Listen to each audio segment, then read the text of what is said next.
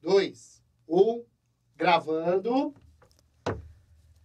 Boa tarde a todos, bem-vindo ao quarto episódio do Pod Compass, o podcast da Smart Compass. Hoje teremos como tema Mapeando o Futuro, Inteligência Patrimonial e Geolocalização. E hoje o grande ponto é, nós iremos entender mais sobre as melhores práticas de localização, análise, medição e execução dos ativos imobiliários. Hoje conosco, um prazer ter conosco, né, obviamente, Eduardo Moraes, fundador, sócio da Satgel Topografia, atua há mais de 10, 15 anos já, Arthur? Vamos falar 15, mas já estão há 29 no ramo. Trazendo aí com muita inovação e vanguarda em todos os projetos aí que aplica e tem aí um renome muito bacana no mercado. E além da Satgel, o Eduardo tem a Siglocal, que é a empresa que presta serviço de localização, que é um dos temas de hoje. É isso aí, essa empresa é especializada no tema de hoje. Vamos lá. Boa. Do meu lado aqui na bancada, mais uma vez, Bruno, sócio e diretor de operações da Smart Compass, ao lado do Eduardo, Daniel Ramos, CEO e sócio da Smart Compass, aí também com seus 10, 15 anos também, né, Dani, na área de ativos imobiliários, créditos estressados, então vai ser uma troca muito rica entre esses dois gurus aí do segmento. Bora lá, turma. Valeu, Johnny, valeu, Bruno. Eduardo, obrigado pela sua disponibilidade de estar aqui com a gente. Acho que a ideia hoje é expandir um pouquinho do crédito, falar um pouco do imobiliário, que, como eu já falei outras vezes, é 90% da nossa saída, muitas vezes em crédito estressado. E aí o que fazer com esse imobiliário, ou como achar esse imobiliário? Esse cara aqui é o que vai deixar a gente mais consciente de tudo isso hoje. Tem 10 anos de amizade aqui, dentro do trabalho, fora do trabalho, então eu tenho certeza que vai ser muito bacana. Vai ser um bate-papo bem fluido, né? Maravilha. Eduardo, obrigado por ter vindo. Eu que agradeço. Agradecendo desde já um papo, como eu sempre falo, bem rico aqui, né? Parte técnica, né? Parte teórica. E a gente sempre começa perguntando com as pessoas como que a pessoa começou naquela tarefa que ela faz, né? Como que você iniciou sua trajetória profissional? Você começou trabalhando para alguém nesse segmento? Veio de família? Conte pra gente um pouquinho disso. Tem um ponto legal que eu vou até colocar, desculpa cortar. Esses dias eu estava conversando com um amigo e caiu um assunto de sorte, né? E a gente começou uma discussão em volta do tema sorte. E assim, vocês, obviamente, principalmente nesse segmento que ninguém começa do nada, não aparece do nada as coisas, né? Então, é legal essa conversa, essa primeira pergunta para sempre entender de onde veio a trajetória e como que chega onde está, né? Onde vira referência e empreender no Brasil principalmente. A dificuldade que é de passar de 10 anos com qualquer coisa. Acho que o primeiro era difícil, mas passar tudo isso e depois continuar na ponta é o mais difícil, né? Absurdamente. E eu conto com a sorte também. Eu atribuo sempre 50% de sorte, 50% de empenho. Boa. Sorte por ter começado há quase 29 anos na topografia com meu pai, uma empresa familiar, como vocês bem sabem.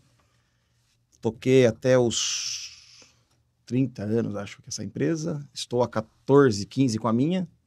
E há mais ou menos 5 anos, paralela à Satgel, nós criamos a Siglocal. Eu e o Henrique, que é meu sócio, que é uma empresa destinada à análise de ativos imobiliários estressados.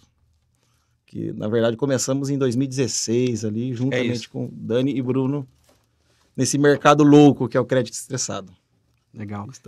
Uma coisa bacana da Siglocal é que acho que ela foi vanguarda nesse negócio, porque muitas vezes a gente acha super simples, né? Você fala, pô, localizar um ativo, né? Complexidade que tem nisso. Mas o Brasil, ele tem uma dificuldade operacional, assim, muitos dos nossos telespectadores podem ser do ramo do direito ou conhecer um pouco de imóvel, alguns não. Mas os documentos imobiliários, os registros imobiliários, eles não são padronizados e eles têm uma diversidade de terminologia, de metodologia de descrição que muitas vezes, e principalmente os registros mais antigos, chegam a ter medidas da época, né, dos antepassados, assim, a gente já chegou a ver medida em galões, né, medida em pés, medida em sacas, corrente, então assim, imagina você olhar uma matrícula que fala, tem 100 metros de corrente, tem 50 galões de frente, não é tão simples como, né, tá na rua tal, no número tal, né, esse é o mundo perfeito, né, Eduardo? Sim. Mas principalmente no agronegócio, a localização do ativo, né, que é esse mapeamento que a gente chama de poligonal, que a gente entende ali quais são os limites do ativo, ele é um trabalho extremamente difícil de ser feito E para a gente que consome essa informação e que toma uma decisão em cima desse ativo, né, seja penhorar, seja adjudicar, arrematar, depende muito do trabalho de empresas como a da SIG Local. E a SIG Local, para mim, é a melhor de todas, defendendo seu peixe aí. Valeu. Obrigado, Dani, pela confiança. E realmente, para a gente é uma responsabilidade imensa, porque a gente pega uma matrícula muito pobre de descrição e tem que dar a certeza para o nosso cliente de que ela é ali. E Difícil, né? é 90% Uma intuição. confiança, né? Não, é 90% intuição. A gente até brincou um tempo atrás, ele falou, daqui a pouco essa profissão acaba. Porque tudo vem mudando, a tecnologia vem atropelando tudo. Mas eu entendo que esse ponto específico é impossível de se romper. Porque não há robô que consiga localizar um ativo. Ele consegue classificar. Teria que mapear tudo. Aí beleza, né? Sim. Tivesse uma base de dados. Nossa, acho que nacional, demora anos para fazer. Há muito tempo. Muito, né? A parte rural já vem sendo feita com o advento do georreferenciamento, a lei 10.267 e tal. Isso vai criando uma base que em algum momento ela vai estar com 80%, 90% do país mapeado. Pô, aí, perfeito, você vai ter condição de fazer essa análise, essa busca no sistema. Mas hoje não. A gente tem 20% do Brasil mapeado, se for imaginar hoje no tamanho do território nacional, é muito pouco. Muito pouco, hein? Muito pouco. Tem muito caminho para percorrer ainda, hein? Demais. E quando a gente sai do eixo São Paulo aqui, pega Mato Grosso, Minas Gerais, a descrição é muito pobre. Pega um imóvel e fala, inicia na pedra, vai até uma árvore, dali ela desce um ribeirão e volta numa vala. E aí? Absurdo. Tudo isso muda. Aí o cliente fala assim para você, preciso desse imóvel para fazer a garantia. Onde que ele fica? Pronto. Eu sei que ele tá no município X. Onde? Segundo diz o documento. Exatamente. Foi o Daniel que pegou já uma matrícula que era numa ilha e a água cobriu, e aí? Como A gente trabalhou junto nisso aí. Né? É um projeto. Como que é? Conta mais. A gente tinha uma garantia onde teve uma diferença de maré e você tinha uma área que já não existia mais aquela área, tinha reduzido. O Eduardo trabalhou nesse projeto. E aí, como é que você explica? Eu tinha 40 mil metros de área, você já não tem mais. Esse que ele comentou agora, começa na árvore X, e se a árvore é removida? Sim. Que pedra que você está falando? Sim. Vai até onde? O georreferenciamento, que o Eduardo falou, é algo interessante, porque é uma lei que vem desde 2010, né? 2010. Mas plantada em 2012 e tal, né? Ela vem sendo prorrogada há algum tempo, mas agora ela parece que pegou de fato. Legal. Só que assim, é um tema que para mim ainda é muito sensível, porque é um ato declaratório, né? Quem faz são os responsáveis técnicos, mas é declaratório. Então, alguns mal intencionados atravessam certificações irregulares, sobrepondo a área de terceiro. Sim. E o trabalho, às vezes, de empresas como a Satigé, a SIG Local, é desconstituir essa fraude, porque é uma fraude, né? Você tem um documento sobrepondo uma área, né? A gente costuma dizer que o papel não bate com o chão, né? Às vezes tem mais área, menos área. É exatamente isso. Foi feita ali uma sobreposição irregular e que esse cara aqui tem que entrar fazendo a regularização e mostrando, né, para órgãos como o INCRA, os institutos de terra, que aquilo ali está irregular. E esse trabalho é um trabalho que pode durar anos, se ele não for feito da maneira correta. Sim, porque uma coisa, Dani, é a gente pensar em certificar o imóvel, que é chegar e homologar na base do INCRA. Perfeito. Isso eu posso fazer desde que haja o interesse do proprietário. E desde que haja minha má-fé, eu coloco esse imóvel em qualquer lugar, desde que não haja outro na base do INCRA, ele entra. Outra coisa é registrar esse georreferenciamento no cartório. Aí que são elas. Aí que são elas. O imóvel certificado e registrado, perfeito, é o melhor dos mundos. É o imóvel que é garantia 100%. Agora, o imóvel certificado, inclusive no estado do Mato Grosso, existe um provimento que eu posso errar, se eu não me falha a memória, em 60 quilômetros a certificação do imóvel e o cartório aceita. É um absurdo. 60 quilômetros. 60 quilômetros. É Piracicaba, Campinas. Exatamente. Uma margem dessa. Tranquilo. Só Piracicaba, Campinas. E isso abre um baita leque para quem quer fraudar, né? Para quem quer continuar fazendo fraude. E a gente pegou, no início, muita matrícula criada dentro do escritório. A gente chegou a ver profissional fazendo matrícula no Mato Grosso. Montando matrícula. Dizendo, eu vou colocar esse gel em tal lugar, e o cara lá acertando, pagando para fazer uma garantia. Mas é uma certificação, não é um registro. O legal disso que o Eduardo está falando é que, assim, a gente muitas vezes olha para o mercado financeiro, né? E às vezes a gente vai fazer um financiamento de uma casa, por exemplo, e vê o quanto burocrático é, né? Você conseguir colocar de pé um financiamento, você fala, cara, consegui financiar minha casa. E aí você pensa, né, ouvindo a gente falar, mas como assim, cara? Você tá me falando que o cara monta um documento, uma área que não existe? É isso aí mesmo, turma. Então as dificuldades, elas passam não só, porque a gente pensa muito assim, que, pô, é um pouco do feeling seu, que a gente tá falando agora, Sim. enquanto não mapeou, e uma parte mais ferramental, né? Ah, bom, eu tenho isso aqui, a gente vai entrar nisso depois a partir da evolução das ferramentas disponíveis. Então tem uma dificuldade maior que essa, né? Que é não é nem mensurável, né? Não é controlável, né? Tem a parte das forças terceiras ali que Sim. dificultam. Então, quais são as outras dificuldades ainda nesse tema de conseguir localizar, regularizar essa parte do poligonal? Qual que é? O que mais tem de... Fala aí do que é mais difícil lá. Difícil. Eu acho que tudo é difícil. Cara, inicia na localização. Dependendo do tipo de matrícula, a gente trabalha com esteira de matrículas, né? Chegam pra gente, as matrículas, a grande maioria são muito ruins. Porque é óbvio, né? Você não vai entregar um imóvel precária, maravilhoso, retificado, certificado para claro que não. Para crédito. Então, enfim, chegam os imóveis da pior situação que você imagina possível de descrição. Aí a gente faz a primeira etapa de localização. Sendo viável, a gente vai para regularização. Aí quando a gente chega no imóvel, muito provavelmente já tem outro proprietário em cima desse imóvel. Quando você chega assim, a visita em loco mesmo para ver se existe. Saiu do papel, agora vamos lá ver mesmo se existe. Isso, saiu da análise remota. Tá. Aí a gente vai tratar da regularização. Aí a gente vai ao imóvel. Muitas vezes já tem dono. Que beleza, hein? Ou posseiro, né? Como preferir. E para entrar aí? Essa é a briga. Daquele jeito, conversando, pedindo licença e fazendo. Exato. Às vezes tem voltar, não tem jeito, tem represália e tal. Mas na maioria das vezes a gente consegue fazer o trabalho. Faz a medição, volta para o escritório, prepara documento. Aí vem a próxima pancada, vamos para o cartório. Aí a gente chega no cartório, o cartório devolve com uma lista de exigências desse tamanho. Para regularizar. Exatamente. Então, assim, a dificuldade só acaba a hora que a gente consegue emitir esse registro de fato. Matrícula atualizada, Matrícula nome atualizada. do credor ali, ponto. Exatamente. E esse posseiro aí, você que vivenciou bastante disso, você acha que na grande parte é um terceiro de boa-fé, ou ele também já está concuminado com... Muitas vezes ele é comprador, ele comprou, ele não invadiu. Muitas vezes ele comprou de alguém... São discussões longas, né? Então ele chegou lá muito depois e... Tem um grande projeto que nós trabalhamos juntos, que a gente chegou na fazenda, a fazenda era um loteamento de mini fazendas. Você imagina, e não eram pequenos produtores, eram criadores de 4 mil cabeças de gado. Então, projeto de 15 mil hectares, né? 24.800. 24.800 hectares. É um absurdo. Então, assim, você chega lá imaginando que você vai encontrar posseiro. Não, você encontra fazendeiro. E aí, como desenrolou isso aí? Eu falo que os cases são os mais legais, né? Como que desenrolou isso aí? Então, nesse caso, como esses posseiros eram compradores, eles tinham a posse e não tinham documento. O proprietário tinha o documento e não tinha posse. Então, eles compuseram e venderam o documento. No nosso mercado, quando a gente fala desse tipo de operação, a gente costuma dizer que tem 2 valores numa terra, né? Ela tem o valor do papel, né?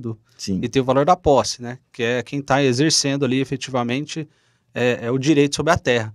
E isso tem preço, né? Em lugares como Mato Grosso, né? Principalmente que são áreas menos regulamentadas, eu diria que Paraná, aqui no sul já está muito mais quadrado e está bem mais dentro das 4 linhas, mas Mato Grosso do Sul ainda existe uma disparidade entre documento e posse e gera um mercado paralelo. É isso aí, é um mercado onde, cara, se você é dono daquela área, você precisa sentar com o cara que está na posse e falar, talvez você seja o meu cliente mais óbvio, né? Sim. Então vamos fazer um acordo aqui, eu tenho o documento, né? Vamos regularizar essa situação.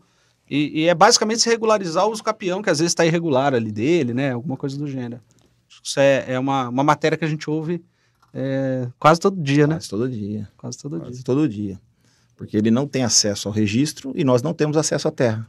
É isso. Ou seja, tem que ter esse alinhamento, né? Exatamente. E para ele, né, o cara que está na posse, também é algo muito bom, porque pensa que o cara tem uma operação rural, como o Eduardo estava falando, né?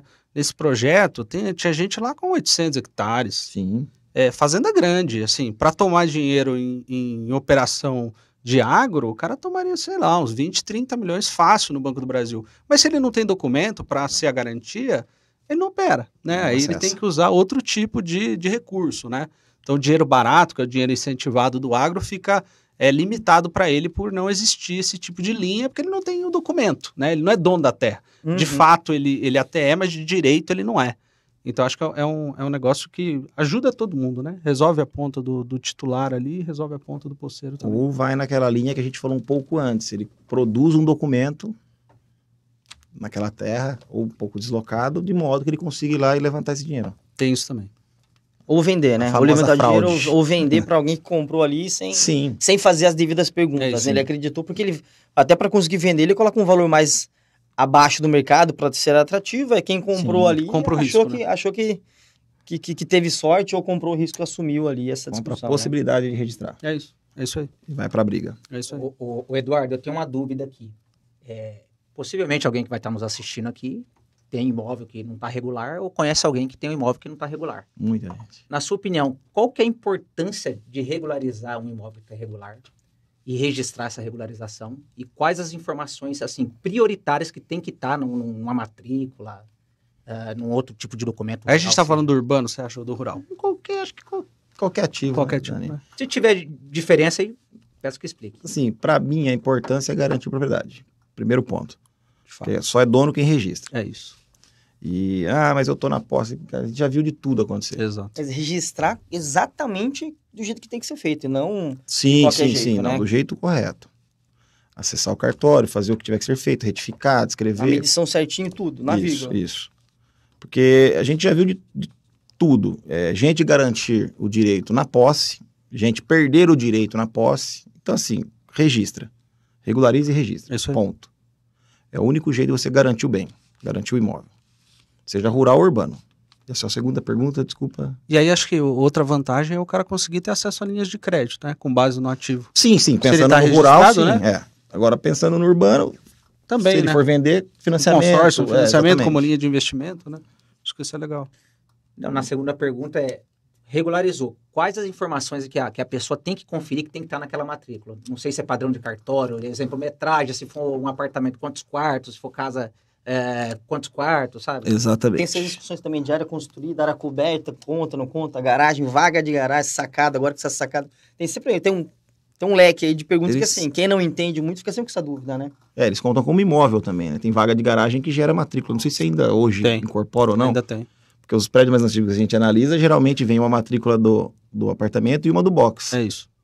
E ali ela menciona cômodo, sala, WC, tal. Faz um descritivo do imóvel. E no rural, eu acho que o primordial é coordenada geográfica. Coordenada geográfica te garante que aquele imóvel é em determinado lugar. E hoje, Du, eu tenho uma dúvida aí.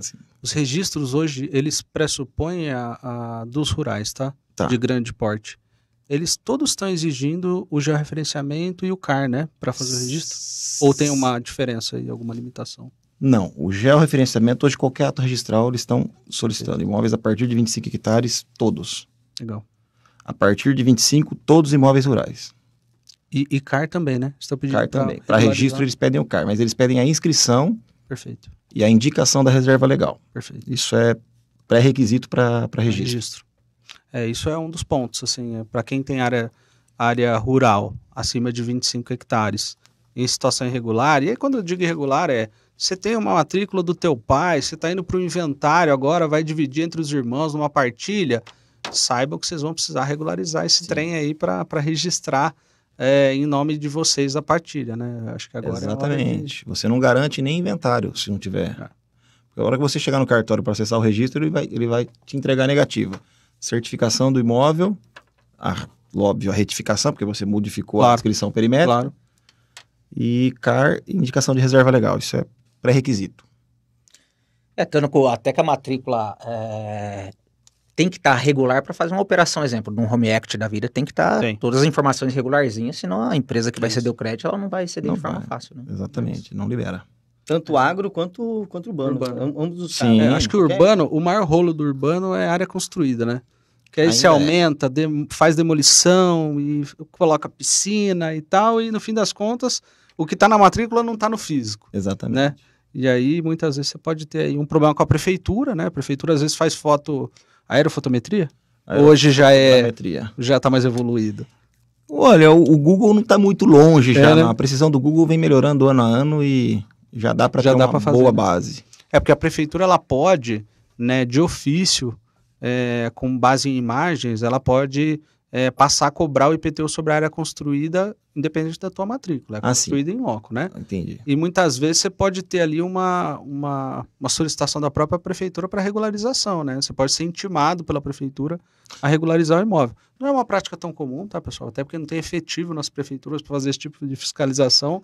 E normalmente está muito atrelado a uma indicação aí de terceiros, uma denúncia, né, de algo que está errado. Mas, de fato, todo o procedimento de alteração, né, de construção, ele deveria pressupor um alvará para demolição, um alvará para construção, o recolhimento de taxas e o registro do habite, né, e do habite complementar. De um destaque, não é que não tem nem contingente para conseguir fazer isso, né? Tem prefeitura que tem certeza que não sabe nem o que tem.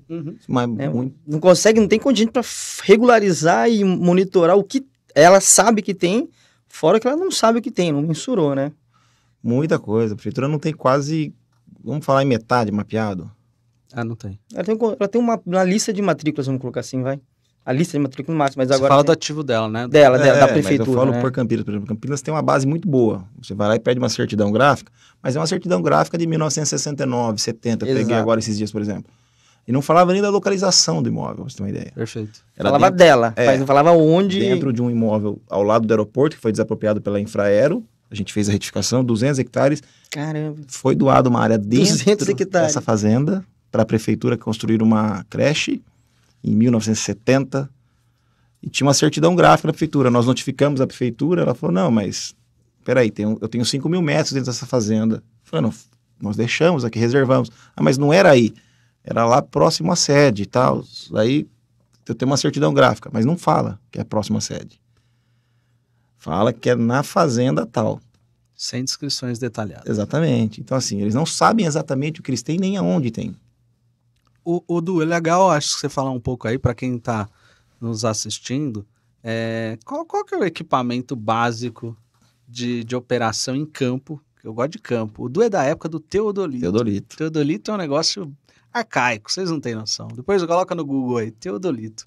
Vocês vão ver o que esse cara já passou na vida. Era facão e teodolito nas costas. E treina.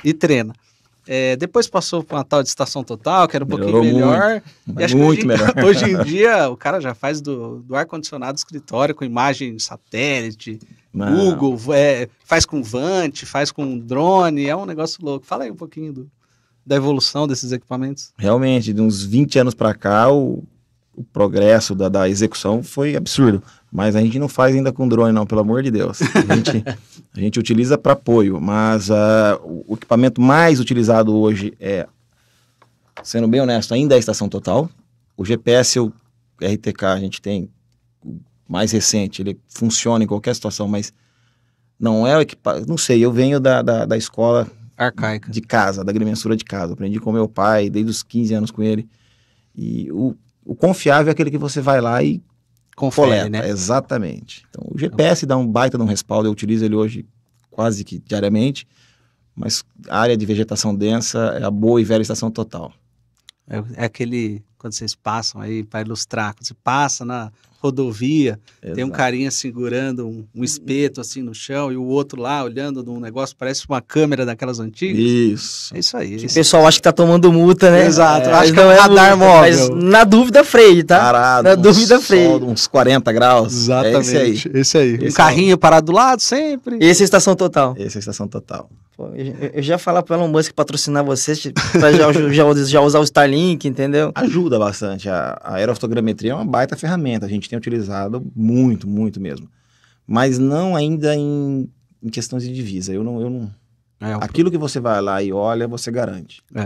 Por mais que seja uma foto, você esteja vendo, se ela estiver embaixo de uma galhada de árvore... Uma copa de árvore. Já perde essa assertividade.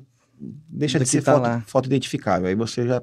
É intuição, aí não é legal. Fora que muitas vezes em área rural, por exemplo, a sua divisa é normalmente um rio, né? Você tem uma classificação ali, uma técnica para fazer esse tipo de medição, porque ele tá, né? Você não pode medir da beira do rio, né? Você mede acho que é do meio do rio, né? Se eu estiver falando besteira, você me fala. Não, depende muito. Mas se a divisa for o rio. Geralmente córrego, divisor de imóvel, é o eixo. O eixo do rio, né? Mas tem matrícula que fala da lateral do córrego. Aí você não tem jeito. Não tem jeito, aí você tem que seguir a lateral. ou do rio, mas assim, geralmente quando ele é divisor, os dois têm acesso à água, então Perfeito. a divisa é o eixo. A gente fala isso porque a tecnologia é algo tão, né, na bola da vez, que fala, cara, é um absurdo você ter hoje alguém carregando um equipamento por quilômetros, né? Pensa qual é o perímetro desse projeto que a gente falou, de 24 mil hectares. Cara, é andar, quantas horas andava? Tu tá fazendo? Chegava a andar 1h30, isso numa MT, numa estrada estadual, que teoricamente E não seria acabava para fazendo. andar 100 por hora, de terra.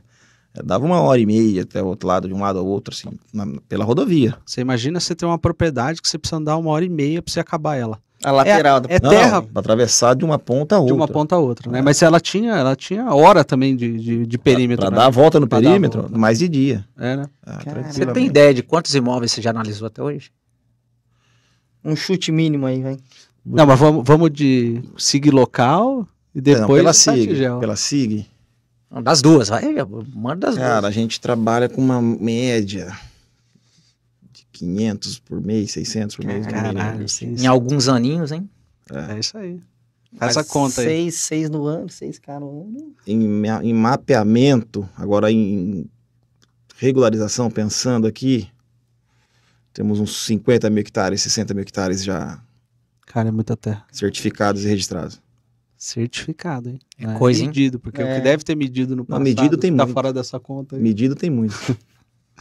Quando não era ainda Não. georreferenciamento, tem, nossa. Era planta, né? Fazia Só- planta só e planta e soltava. cartório. Tchau, é. Du, Reurb. Você já trabalhou com Reurb? Outra pergunta. Quais as oportunidades que você vê no Reurb? Reurb virou a bola da vez, uma boa pergunta. Tá virando um negócio, as pessoas estão olhando com mais carinho para isso ultimamente. Por ser um problema social também e pelas vantagens que isso pode trazer, porque a gente percebe hoje na Reurb o quê? Você me perguntou se eu estou trabalhando, a gente está mergulhado praticamente todo dia nisso. Eu tenho desde dezembro do ano passado, há um ano, a gente está envolvido fortemente em Reurb aqui na região de Campinas e no entorno aqui, Bauru, algumas cidades. E o que acontece? Todo imóvel tem um dono, mesmo aquele que tem um núcleo social. Foi invadido, alguém tomou, enfim, porque não tinha para onde ir e tomou aquele imóvel. Mas ele tem um dono, né, tabular. E geralmente o proprietário abandonava esse tempo.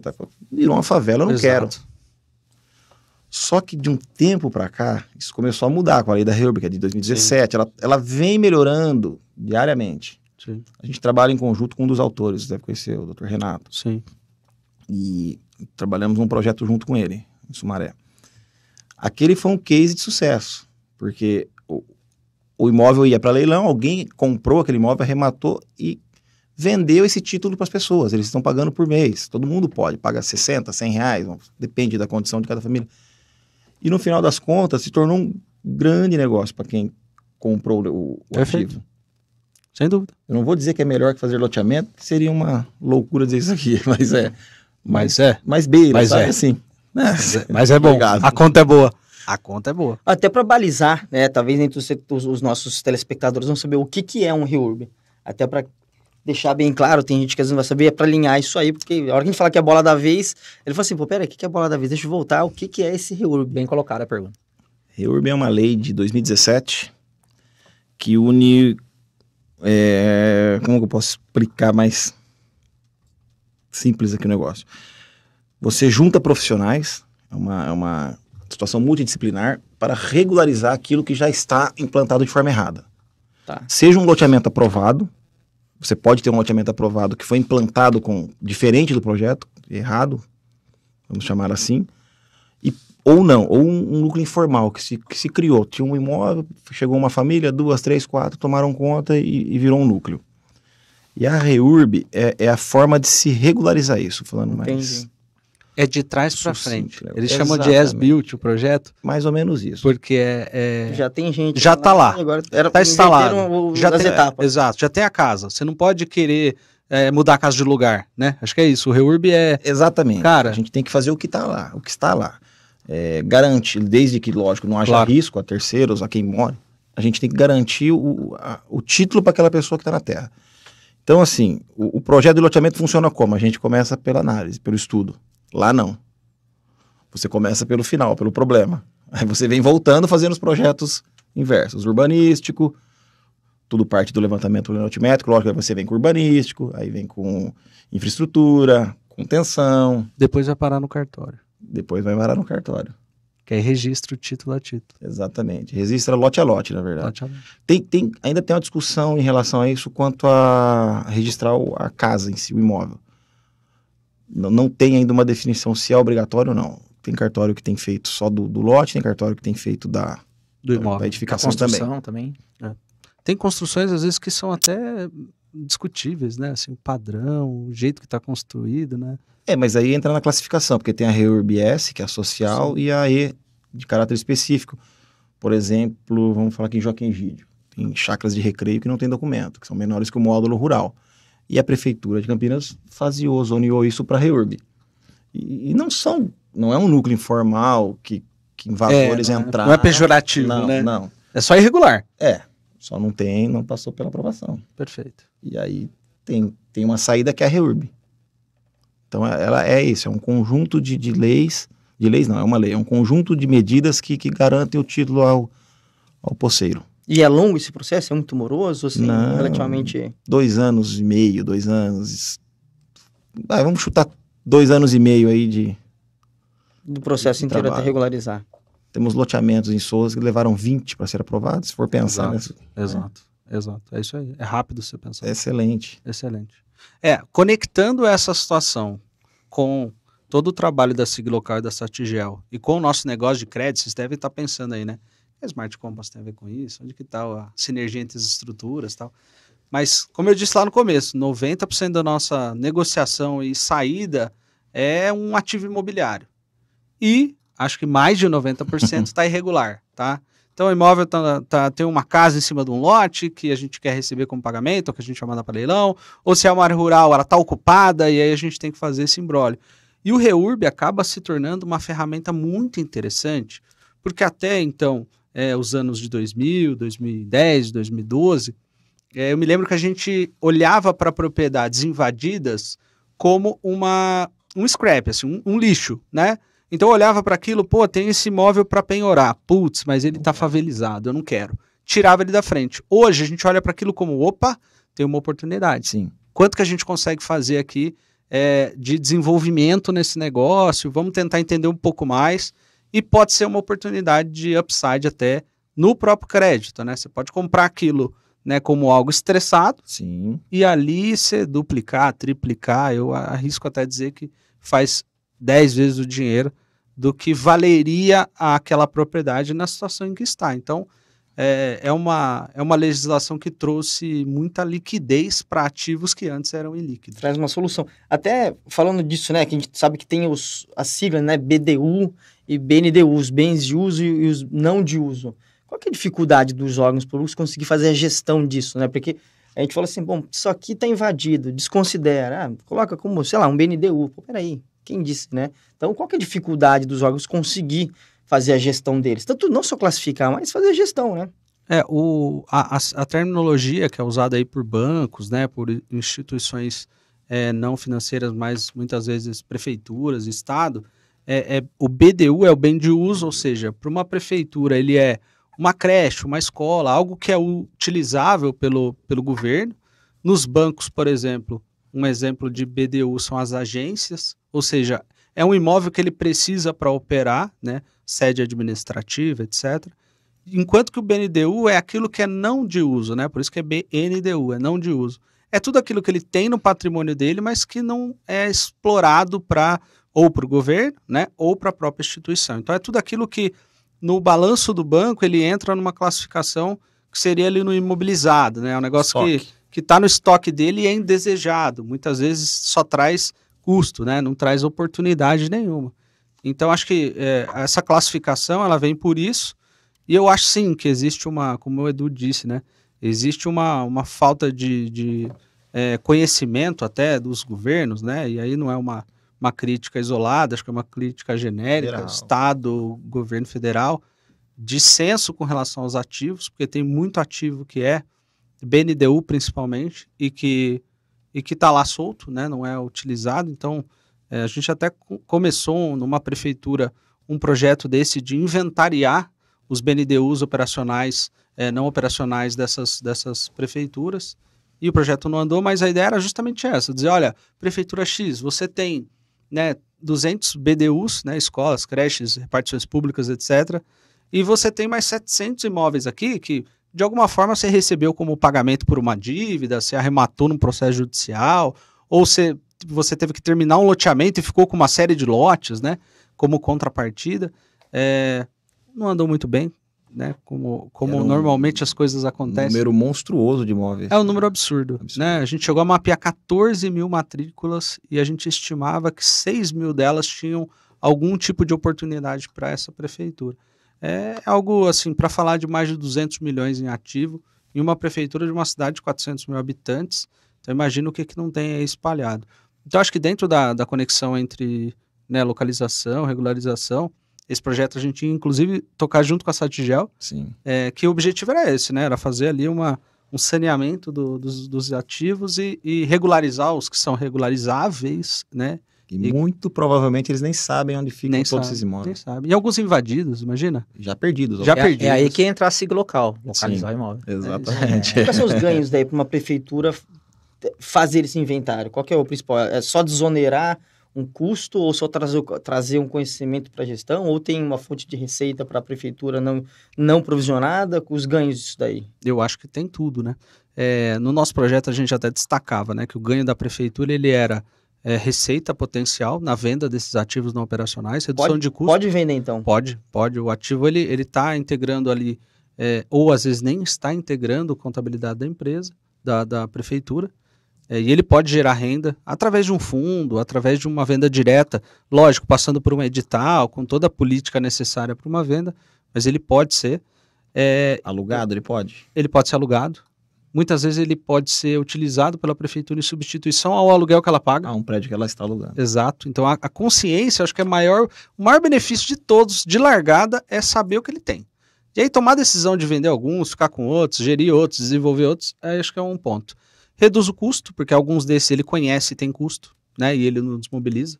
Então tem que cortar uma grama, tem que manter, tem que fazer um cercado, tem que fazer uma manutenção predial, tem tudo isso, mas tem um apelo social muito grande, porque qual é o maior papel das prefeituras hoje com relação aos BNDUs? Né? Muitos deles são retomados em dívida, ou são entregues como pagamento em dívidas de IPTU, ISS, etc. A prefeitura, quando ela assume muitos ativos, ela deixa de fazer essa cobrança. Ela fala o seguinte: por que eu vou executar uma dívida de IPTU, tomar um imóvel, né, receber um imóvel como pagamento, se eu não tenho o que fazer com ele? Né? Vai ser mais um problema para mim? Então ela acaba segurando um pouco a onda e acaba não realizando a cobrança até onde deveria. Né? Lembrando que o endividamento de IPTU, por exemplo, ele tem preferência sobre o ativo. Então a prefeitura conseguiria rapidamente ter acesso a esse ativo. Então, quando a gente fala de desmobilizar o BNDU, seria gerar uma cadeia de liquidez para a prefeitura, abrir espaço para gerir novos BNDUs e fomentar, no fim das contas, o ganho maior é fomentar a adimplência do imposto. Porque se o cliente lá da ponta, né, o contribuinte lá da ponta, sabe que a prefeitura tem uma ação enérgica de exigir dele, nem que seja judicialmente através do imóvel, ele vai pagar em dia. Sim. E a receita no município cresce. E aí há reinvestimento em educação, em saúde, etc. Então, acho que o apelo social no final da esteira é o mais interessante para quem está ali. Né? No fim das contas, acho que eu consigo enxergar esses Então, uma vez mapeado ali, dado esse número com essa assertividade e essas N opções para a prefeitura, então ela pode alugar um imóvel para um terceiro, ela pode gerar vender. Renda, né? Mas a gente está falando de contingente, ela já não consegue fazer executar. Pode colocar num fundo isso? Pode. O que a gente já viu acontecer, tá? E até já tem isso formatado numa parceria com o Estado de São Paulo. Constitui-se um fundo, aloca esses ativos dentro de um fundo, a prefeitura ou o governo pode ficar ali com algum percentual desse fundo de investimento, ou ele pode vender 100% das cotas para uma iniciativa privada que vai fazer o melhor esforço daquilo. Seja vender, seja desenvolver, seja alugar e gerar renda, mas ela capitaliza o caixa, gera mais recursos para o caixa e consegue fortalecer investimentos no que a prefeitura foi feita para, né, a prefeitura, o governo foi feito para fazer, né, olhar pela saúde, olhar pela... E se livra desses imóveis que estão depreciando. Sem dúvida. A maioria desses imóveis são abandonados. A maioria. e gerando violência, né? E aí fica lá um terreno abandonado, gera risco de saúde pública até, né? Uma bola de neve de problemas sociais aí, né? A gente tenta trazer uma solução e desopilar, acho que o braço público que não tem.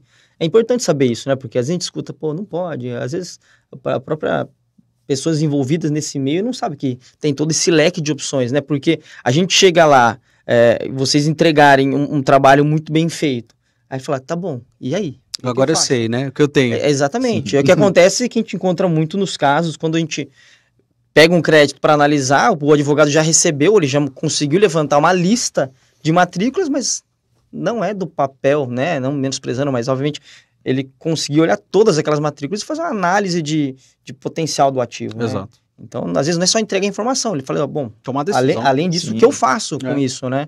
A gente já cansou, acho que o Eduardo participou muito disso, de quando a gente tem a felicidade de ter mais garantia do que dívida, a decisão que a gente tem, né, é olhar o que é o melhor dali, né? Sim. Cara, vê aí pra gente, vamos avaliar todos, vamos localizar todos, vamos precificar todos. E agora vamos definir a estratégia em cima disso. É o que tem que ser feito, o judiciário é moroso. Se eu hoje peço penhora de uma matrícula e descubro que ela tá com um problema de regularização, por exemplo, eu deveria ter 6 meses antes pedido a outra matrícula que estava disponível. Exatamente. Então o trabalho é prévio.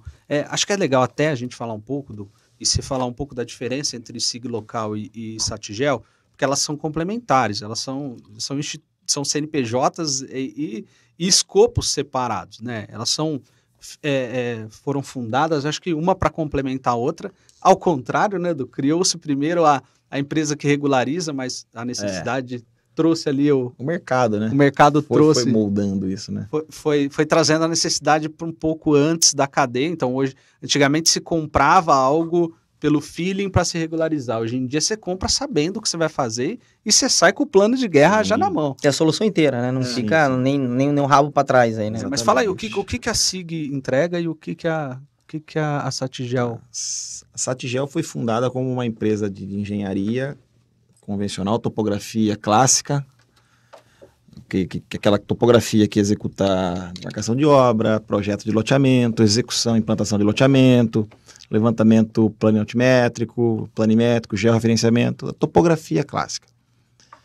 E com o passar dos tempos, a topografia clássica foi se moldando um pouco, porque foram chegando muitos profissionais no mercado. Que eu lembro na minha infância, na escola, quando perguntavam o que seu pai faz, você falava agrimensor, ninguém te olhava assim, mas o que é? Não, faz topografia, mas continua assim, mas que continua não é comum, né? Seu pai é o teodolito? Assim, meio extraterrestre. E hoje, pô, todo mundo sabe o que é um agrimensor, um topógrafo, isso cresceu demais. E com a necessidade de se destacar, a gente foi sempre buscando o caminho da inteligência no negócio. E não ficar naquele, eu quero ficar locando obra. Perfeito.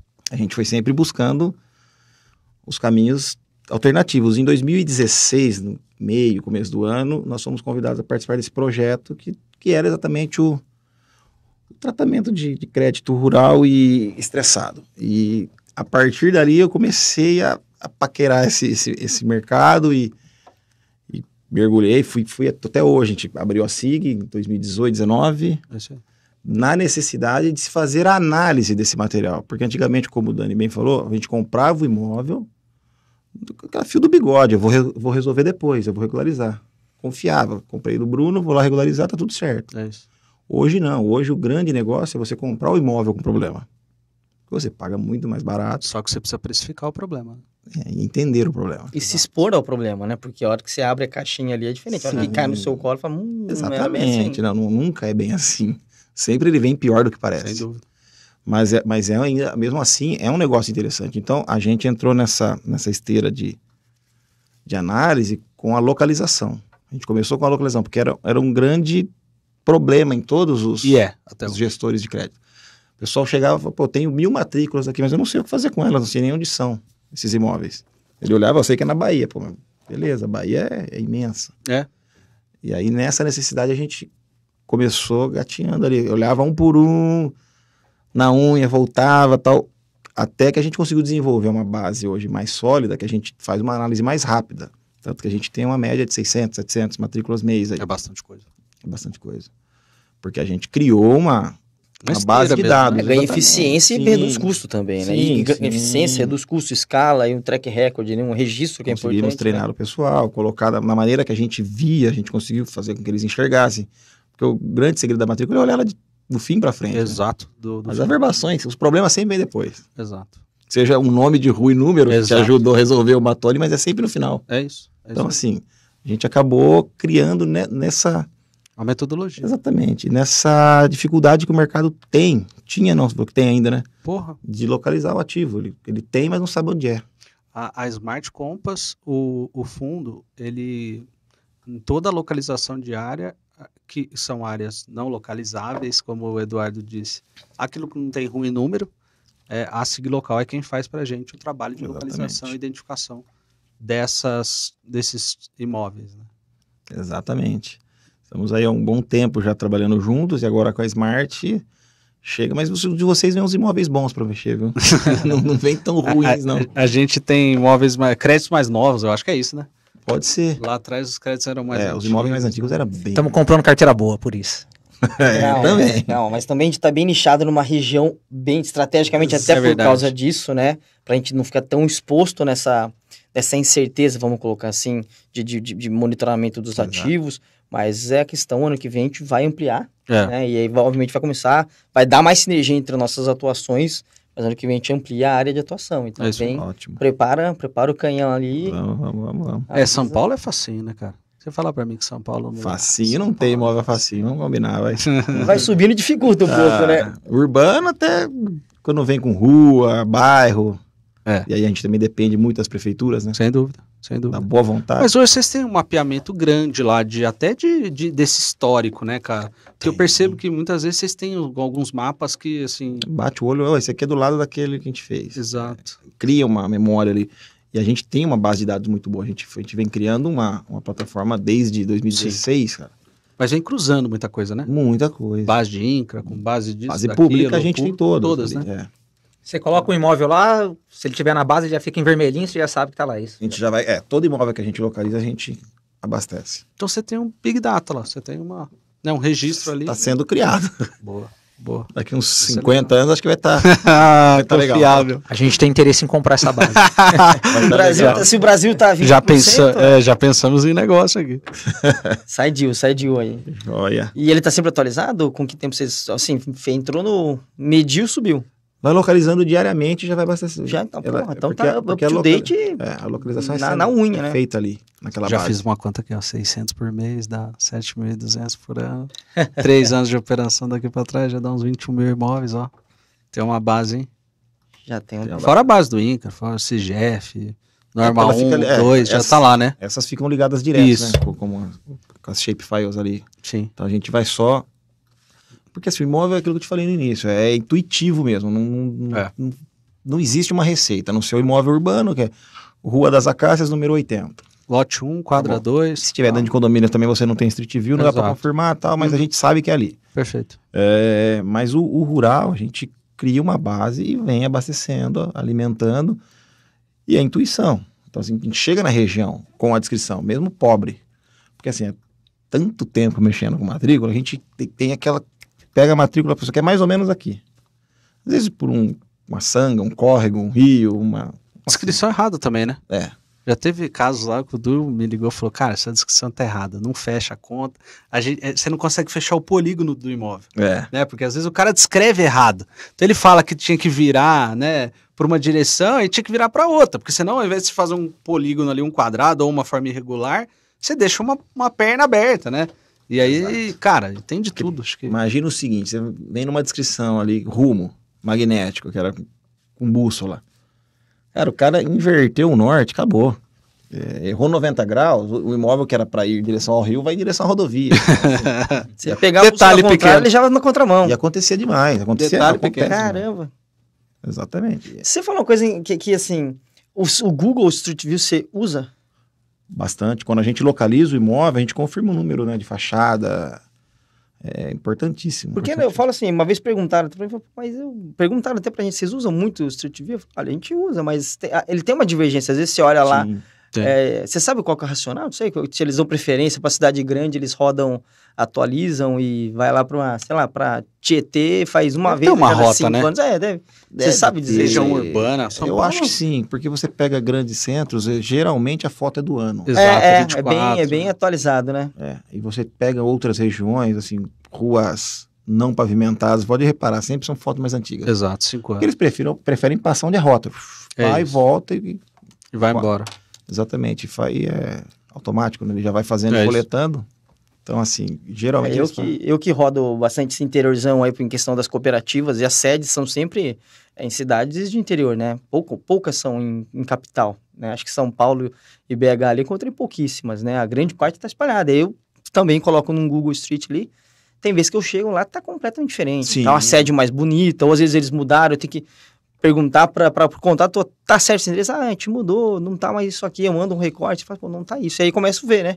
Que o interior, eles têm uma defasagem maior ali na atualização e cidades maiores é muito mais próximo, A né? cooperativa geralmente está no interior aqui de São Paulo, né? É mais complicado achar em Minas. A impressão que eu tenho é que elas são mais fortes aqui nessa nossa região. São Paulo. São Paulo e Minas, muito eles estão bem concentrados aqui, principalmente as Cicobi. Agora no Paraná já abre um pouco mais o leque, né? Sim. Mas aqui São Paulo e Minas é muito forte Fortíssimo. ali, fortíssimas eles. A gente está puxando aí um pouco o tema para as cooperativas, inclusive aqui, ó. Nós fizemos só esse segundo semestre 111 milhões em aquisições pelo nosso fundo de ativos de crédito cooperativas. Foi um movimento muito legal. Projeção para 2025 é de adquirir mais de 510 milhões em créditos. Ou seja, a gente termina o ano que vem com mais de 1 bi e 400 sob gestão. Tudo aquilo que a gente já tem, mais que a gente comprou esse ano, no segundo semestre, mais o que está para comprar no ano que vem. Então a gente tá bem feliz e cara, é tecnologia e parceria, Exatamente. porque senão não dá conta, é muita coisa. Não dá vazão, né? Não dá vazão. Dentro desse valor vai vir muito imóvel. E Sem dúvida. A gente vai precisar ainda mais do time do Eduardo e da Satigel. À disposição sempre. Né? É isso aí. E aí, Edu, a gente já falou vários pontos positivos aqui do que você faz, mas na sua opinião, trabalho de topografia, georreferenciamento, o que você enxerga? Como que tem a geração de valor no imóvel esses trabalhos que você faz? Com o devido registro, Bruno, você dobra o valor dependendo do tipo de imóvel, você dobra o valor. É isso aí. Eu tenho essa impressão também. Porque você pega um imóvel com uma matrícula muito pobre, que está em nome da terceira geração, né? Exato. Tem valor, é óbvio. Claro. Mas vai resolver, vai ter liquidez nesse imóvel? Não tem. Acho que é para garantir liquidez, né? Zero. Se a gente usar o parâmetro que você deu ali de chegar até, no caso do REURB 2 anos, vamos falar de uma retificação diária, mais uma correção ali da matrícula, cara, pelo menos 6 meses, 1 ano você gasta. De um imóvel regular. 1 ano. Concorda? Você tem que, às vezes, muitas vezes você tem que ter a anuência dos confrontantes. 90% dos casos. Nossa, é muito difícil, gente, vocês não têm ideia. Às vezes você tem 20, 30 pessoas confrontantes. E né? você está enfrentando um inventário, muitas vezes esse vizinho também. O cara Exato. que conhecia a divisa, que assinaria, morreu também.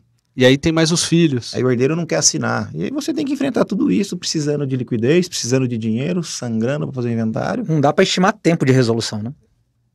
Não dá. Pode ter uma média histórica, mas não dá para cada tipo ter sua discussão, né? Eu sempre falo em 1 ano, uma retificação, no mínimo.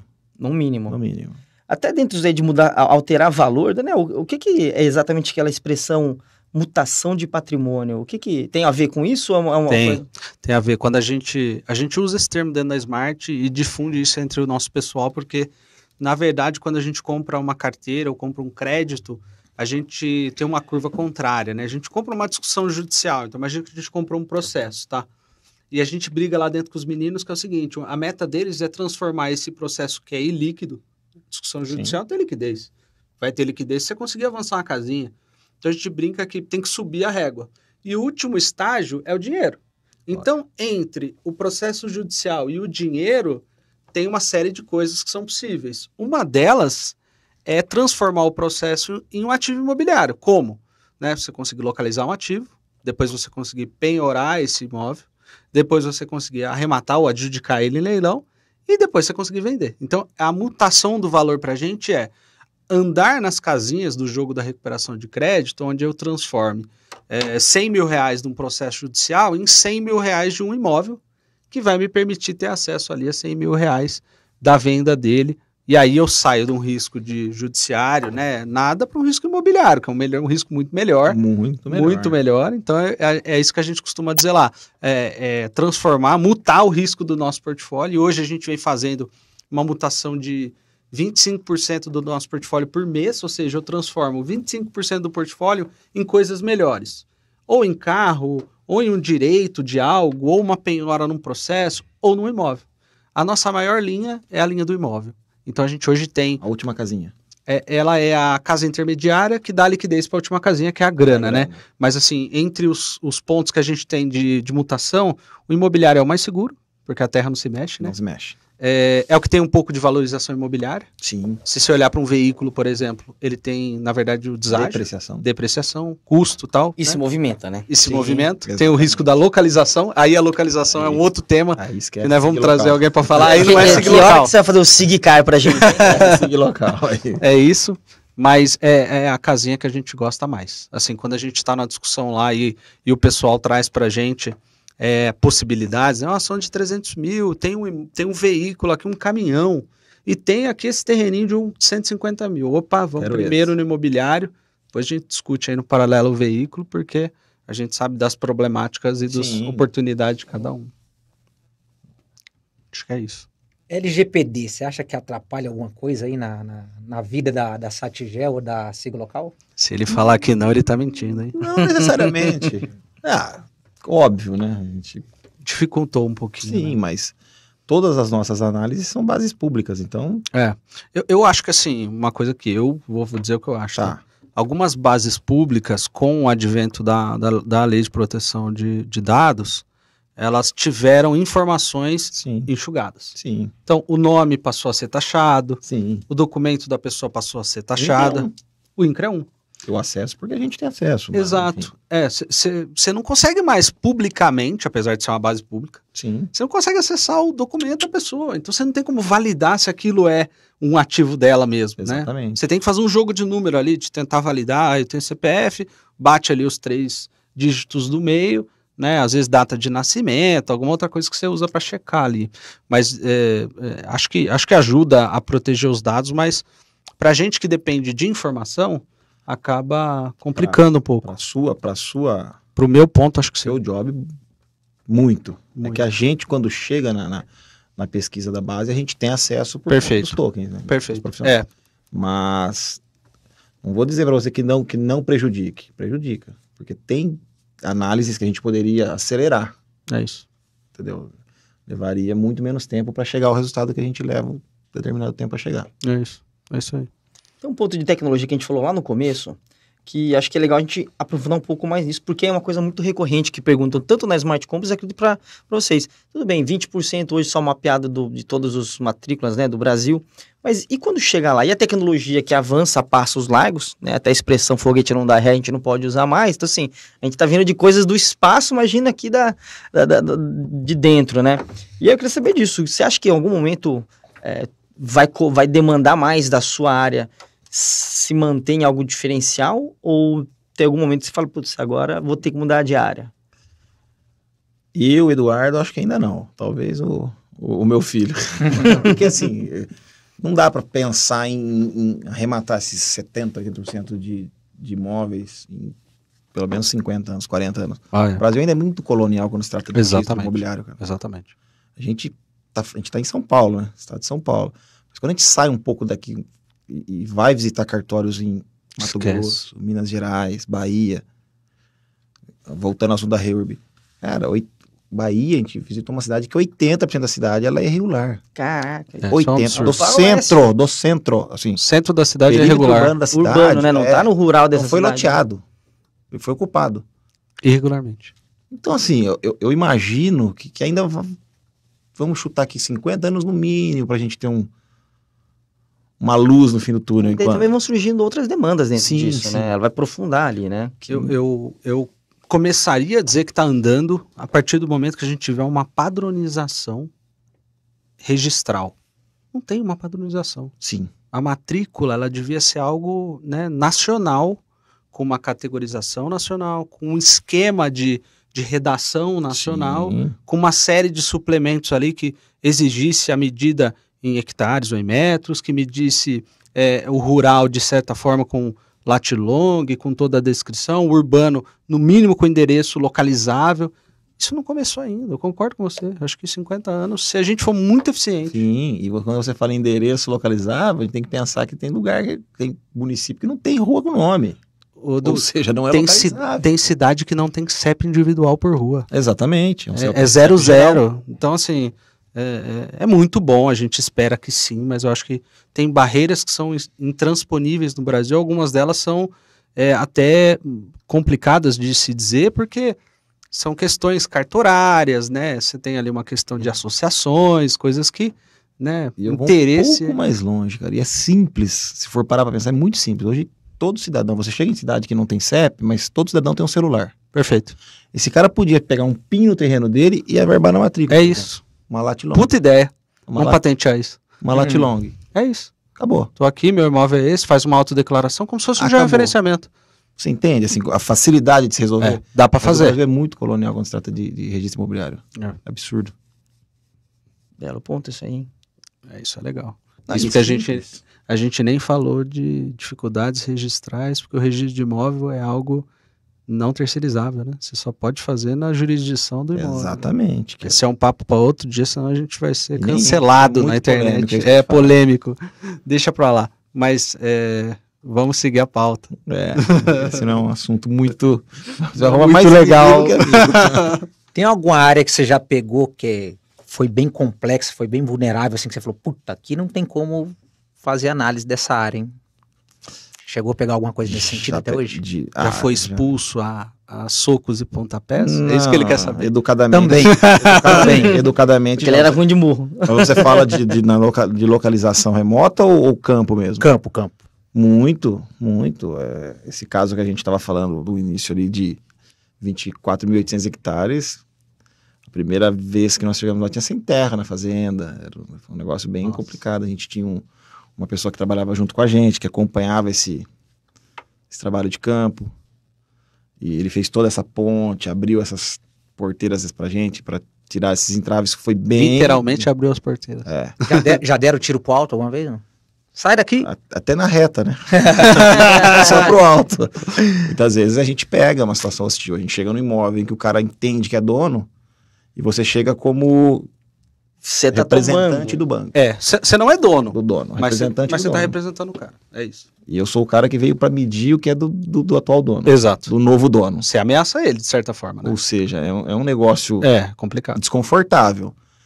Mas, assim, de ríspido, poucas vezes, viu, Bruno? Assim, a maioria das vezes o cara sabe que ele deve, ele entende que ele deve e fala, ó, medir você pode. Agora, só não entra aqui. A hora que vierem buscar, a conversa é diferente. Você é um cara gentil, né? Sabe conversar. É isso que eu falo agora. Saber chegar. Se não quiser deixar, eu não vou forçar. Eu venho, lógico, a gente vai na maior educação do mundo. Claro. A última que nós fizemos em Naviraí, no Mato Grosso do Sul, foi em novembro do ano passado.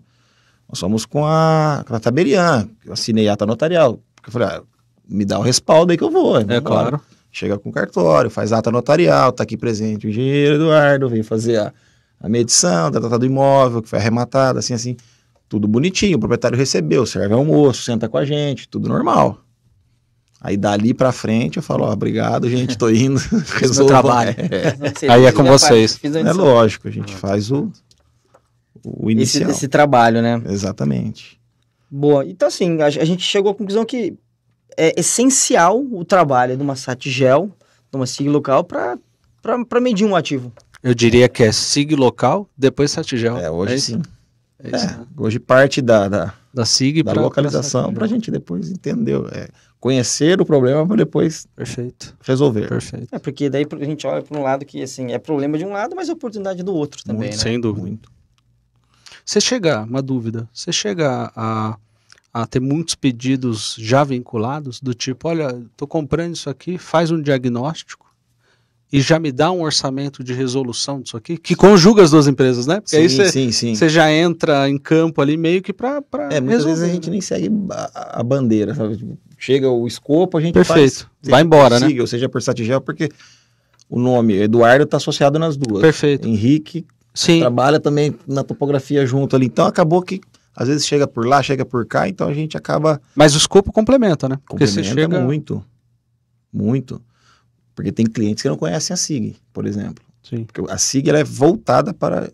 Instituição financeira, fundo de investimento. Exatamente. A Satigel já existe há anos, desde 2010, 2009, que era topografia clássica, convencional. Que, aliás, começou lá com o Antônio Eduardo. Antônio Eduardo. Abraço, Antônio Eduardo. Era muito melhor na sua época. Esse cara aqui. Grande só profissional. enrola agora. Deve estar em Maceió agora tomando uma cerveja.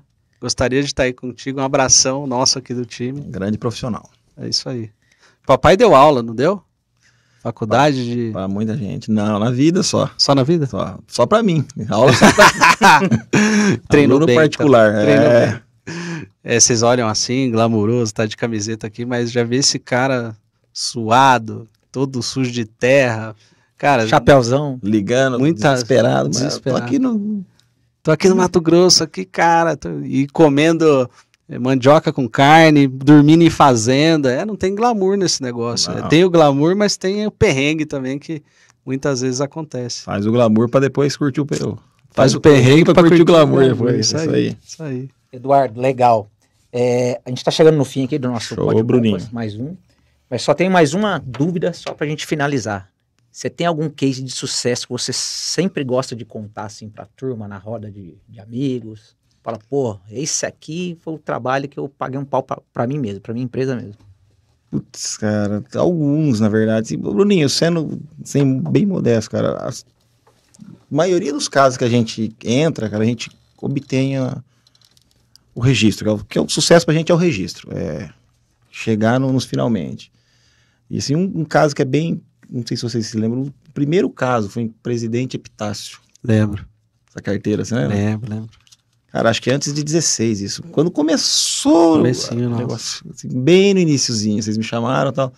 E era um imóvel que até então aparentava ser terra devoluta. A cidade inteira vende uma matrícula de não sei quantos milhões de reais. E a gente, aquilo foi assim, até eu me assustei, porque a gente pegou o carro, fomos para Presidente Epitácio, medimos, certificamos o imóvel, levamos para o cartório, acho que em 3 meses, 4 meses. Estava pronto. Registrado, vendido e dinheiro em caixa. Ele foi muito rápido. E assim, a gente teve que fazer uma ação demarcatória, porque eles não tinham, o cartório, a prefeitura não tinha histórico daquilo.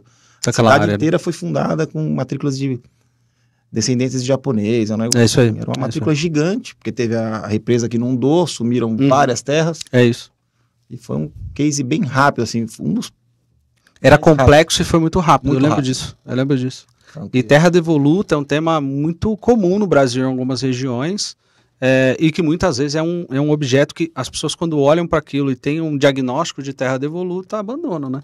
Fala, putz, isso aqui é terra que não resolve e tal. E o difícil é realmente, tecnicamente, você... Vou ganhar, mas não vou levar. Exato, exatamente. Vou, mas não tenho. E foi um caso assim, muito rápido. Cara, eu lembro que essa área era fenomenal. Era um campo de futebol, né? Plano. Exato, era planíssima. É. Maravilhosa. E case ruim? Eu falo porque isso é legal falar dos dois lados, que a gente falou, que não é só glamour. Eu falei assim, cara, cheguei lá, era... Não sei. Pensa algumas e fala assim, não consegui. Não consegui, ou foi meio que uma parte não consegui fazer a medição. Foi um caroço. Putz, Johnny, tem um punhado também. Não tem só coisa boa, não. Case ruim, assim. Ela não é ruim, vamos dizer, mas é um... Esse que a gente também falou que é grandioso. Ele é um case tão bonito, assim, era um projeto maravilhoso, mas ao mesmo tempo ele é muito complexo. É complicado, porque quem está do outro lado briga por aquilo também, na mesma força quase que o de cá. E é assim... Para mim, hoje, como profissional, é frustrante ver... Principalmente o embrólio jurídico, né? Exato. Que fica em cima desse negócio. Tecnicamente, eu acho que seria bem pacífico, né? Mas é que ele virou, por conta dessas investidas de lá, de cá, é um case assim, tive ameaça, eu fui para Brasília defender esse trabalho, um negócio, esse foi pesado, assim. Alonga demais, né? A expectativa frustra. Não, esse me tirou o sono muitas vezes, cara. É verdade. Foi um trabalho muito diferente. Porque a gente, na Smart Compass, no meio de crédito estressado, essa montanha-russa é constante, né? Sim. Pega um caso que aparentemente tem uma recuperação rápida e começa a tomar uma outra forma. que alonga demais, perde uma garantia e vai mudando, e tem casos que a gente não bota tanta fé. E resolve rápido. E aí resolve rápido, ou acha no meio do caminho uma pérola. Um terceiro, puxa uma nova linha de investigação, e aí você fala, caraca, bicho, né? E então era um negócio que todo mundo dizia que não, tá tudo certo, todo mundo queria acertar ele. É. Dos dois lados. E de repente, cara, o negócio... É. Estamos até hoje lá, É isso aí. tentando Regularizar. finalizar, quem sabe. Vai dar certo. Sim, é um baita de um projeto. É tempo. Maravilhoso. É tempo. Show de bola, Eduardo. Queria te agradecer mais uma vez. Eu que agradeço. Excelente papo, mandou bem pra caramba, aprendi muito mais ainda com localização com você, geolocalização, a tecnologia, etc. Obrigado, Johnny, obrigado, Daniel, mais Valeu, uma vez. obrigado Obrigado vocês. você que acompanhou a gente mais uma vez nesse Pod Compass. Dá suas considerações finais aí. Pessoal, é isso. Agradeço o tempo de todos, agradeço a atenção aí de você que vai nos assistir. Teremos muitos cortes, né? A gente sabe que nem sempre consegue tempo para assistir o episódio inteiro, então vai ter bastante corte, bastante conteúdo legal. Du, Obrigado. primeiro de muitas aí, Show. vai ser um prazer a gente aprofundar isso daqui. Se Deus quiser. É isso Daqui aí. a pouco a gente volta com uma outra Temática. empresa, né? Uma outra... É isso aí. desenvolver Empreendedor é outro isso, cara. negócio, né? É, daqui 50 Vai puxando. anos. A próxima vai que ter mais migrar. 3 empresas no guarda-chuva. Tem seu que aí. migrar. Tem que migrar, isso aí. Obrigado, Du. Obrigado, Zé. gente, pela oportunidade. Obrigado por você que está aí assistindo a gente. No próximo mês a gente deve soltar um 5º episódio do Pod Compass. A ideia é trazer um pouco mais a vivência e do dia a dia das equipes. A gente vai trazer um pouco para vocês do contexto. Acho que é legal interagir com o nosso time e a gente quer fazer isso. Então fique aí atento. No próximo mês a gente solta para vocês. Acompanhem. Valeu! Valeu, obrigado, gente. Valeu, galera.